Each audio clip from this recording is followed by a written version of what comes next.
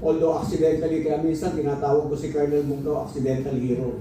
We should make a stand. Are you going to remain silent and therefore be interpreted as a protector of the magnanakaw and the plunderers in government? Or are you going to stand up and say, I withdraw support? Para maramdaman ni General Bronner na ang sentimento ng mga sundalo niya. Pero hindi ko sinasabing si General Bronner ay hindi professional soldier. He's a very good, very professional soldier. Hindi pwedeng lahat ginagamit ng gobyerno ang kanilang buong resources to protect the criminals among us.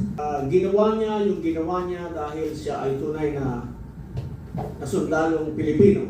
And also, I think now we're entering a more compelling phase, which is the conscience phase, where we get to see some people, insiders mismo, who are beginning to speak. Tapos yung silence dati, ngayon, nakikita natin may mga lumalabas na, tama? So, nandun yung, we've seen some people na, for example, sila Colonel Oli Munggaw, na nag-express earlier ng withdrawal niya dun sa personal support niya para sa presidente natin. And kung titignan mo naman ito, based on the survey, may basis siya dun sa sinabi niya. Pero nandito po ngayon, si Attorney Virgilio Garcia is also a retired Brigadier General ng AFP. Ano po yung may idea po ba kayo dun sa pinaka-stand? Just to clarify, ano po yung pinaka-stand po ni Colonel Munggaw? Okay. Yung Colonel Munggaw, tama ba o hindi tama yung ginawa ni Colonel Munggaw? As a citizen, as a soldier, para sa akin po, tama pareho. No? Wala pong, katulad ng una kong mga sinabi na, wala pong maling ginawa si Colonel Munggaw because that is in the exercise of his rights as a Filipino. Tinignan ko po yung oath ng commission officer. Tinignan ko rin yung oath ng ordinary citizen, ordinary soldier. Yung pong withdrawal of support is a personal thing. Kung ikaw po ba ay nag-withdraw ng support sa presidente, does that make you partisan already? Hindi po ba? Or are you being true to your oath to defend the Constitution, to fight for what is right? Kasi ang nangyayari po, pagka ikaw tatahimik, katulad ng nangyayari ngayon because merong maling pananaw doon sa the AFP should be non-partisan, nagiging protector ka na po ng mga magnanakaw, ng mga mandarambong at plunderers. By being quiet. So tama lamang po yung ginawa ni Colonel Munggaw na siya nagsimulang mag-ingay at sinasabi ko po sa ating mga kasundaluhan, wala pong maling ginawa si Colonel Munggaw by coming out in the open, although accidentally, kaya minsan tinatawag ko si Colonel Munggaw accidental hero. Kasi hindi niya yata intention na gawing public, kumbaga parang amin-amin lang yung usapan. Pero naging public, but then let that be the beginning. No? Hindi po mali isang sundalong, ordinaryong sundalo. Let me read to you the oath of office of an ordinary soldier. An ordinary soldier, sabi niya, I do solemnly swear that I will bear true faith and allegiance to the Republic of the Philippines. That I will serve it honestly and faithfully against all its enemies whomsoever. Paano mo yung enemy is within? Like what is happening right now. That I will support and defend the Constitution of the Philippines, that I will obey the orders of the President and the orders of officers appointed over me according to the rules and articles of war, and that I impose this obligation upon myself voluntarily without mental reservation or purpose of evasion. Yan po yung ordinary soldier. If you withdraw your support to the President, you are not violating your oath. You are actually doing it in keeping with your oath. Okay, so kasi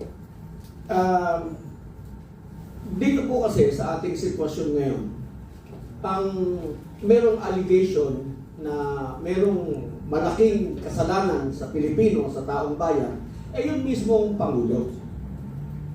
And so, wala tayong magagawa. Kailangan, we should make a stand. Are you going to remain silent and therefore be interpreted as a protector of the magnanakaw and the plunderers in government? Or are you going to stand up and say, I withdraw support? Dapat nga sundan na yan eh. Dumami na. Para magkaalaman tayo. Ngayon doon sa survey, hindi ko lang ano. Ang survey, negative na eh. Does that mean hindi negative yung mga uniform personnel natin?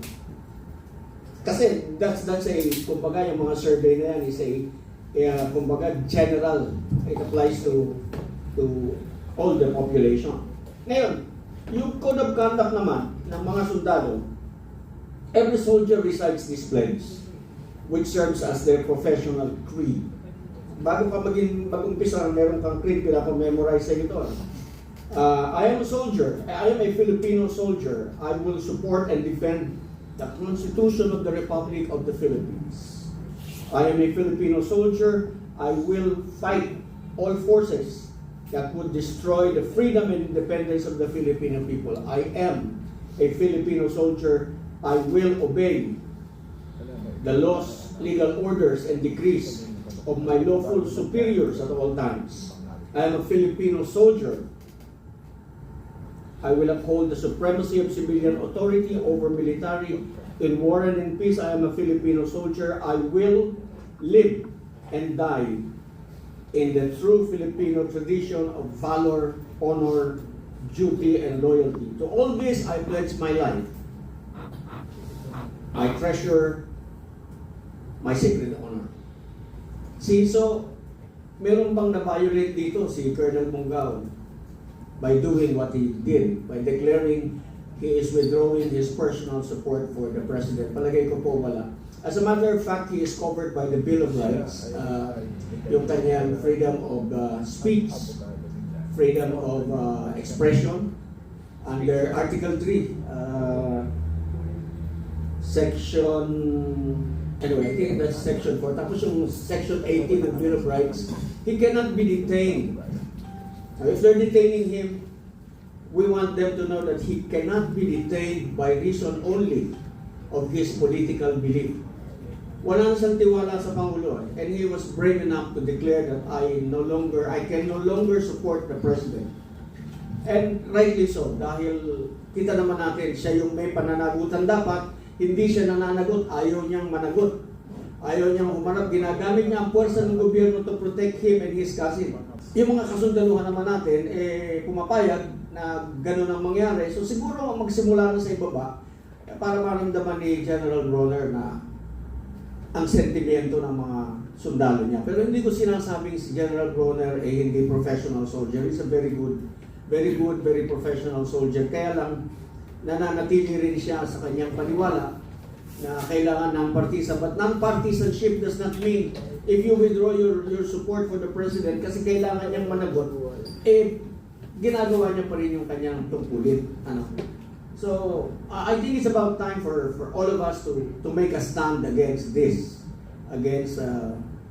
Hindi pwedeng lahat ginagamit ng gobyerno ang kanilang buong resources to protect the criminals among us. Alright.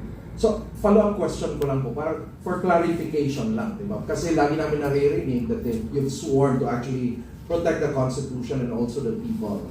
And also in the context of the Articles of War, ano po ang limitations nun? Because some people understood that as, trying also protecting the Commander-in-Chief. Are there limitations to that?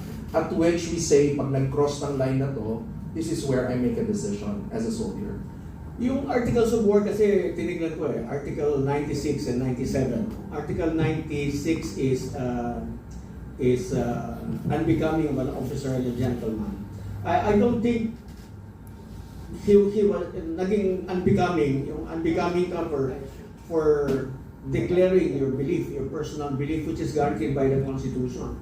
I do not believe that they can dismiss him from the service on the ground of Article 96 or kahit 97 because wala naman siyang sinabing inimical to the interest. Hindi nga siniraan ng armed forces, hindi rin niya. Ang sinabi niya, I remain loyal to the Republic, I remain loyal to the armed forces of the Philippines. So walang Article 96, walang Article 97. I don't know kung saan bulsa ng Panginoon nila kukunin yung ididemanda nila kay Colonel Mungao para siya ay parusahan or i-discipline. Actually, he is in keeping with his oath actually. Yun yung sa akin. No?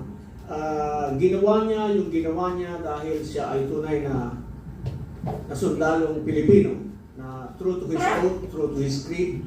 Talagang yun din dapat ang maintindihan. Meron yung pulis at one time yung ordinary policeman na dinismiss nila for also declaring, for also withdrawing his support for the president. I think that has to be corrected as well. Alright. Thank you, Jan Bernio. Garcia.